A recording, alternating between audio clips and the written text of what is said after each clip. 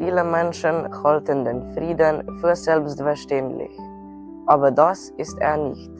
Nicht überall ist es so schön wie bei uns.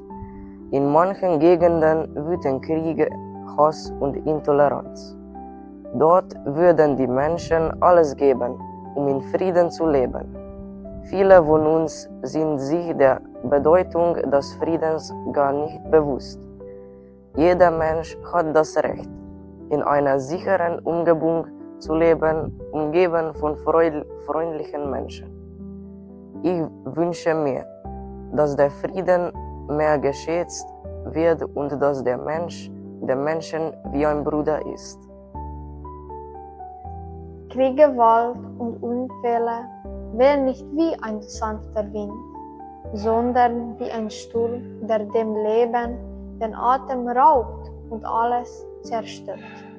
Vor allem den Frieden und das Glück.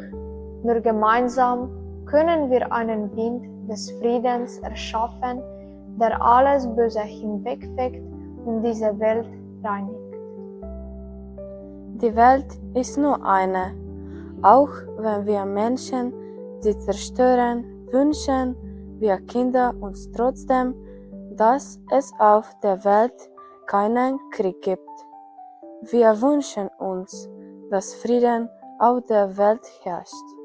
Um diesen Wunsch zu verwirklichen, müssen alle Menschen zusammenhalten.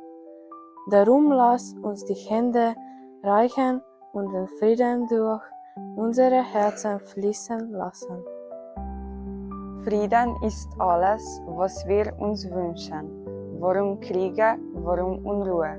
Warum eilen wir Menschen wild umher? Öffnen wir doch alle unsere Augen. Krieg ist niemals eine Lösung, er ist nur Angst, nur Zittern. Im Krieg kann man der Angst nie entkommen. Sie wird von Tag zu Tag größer. Missverständnisse müssen aufhören, man muss sie durch Gespräche lösen.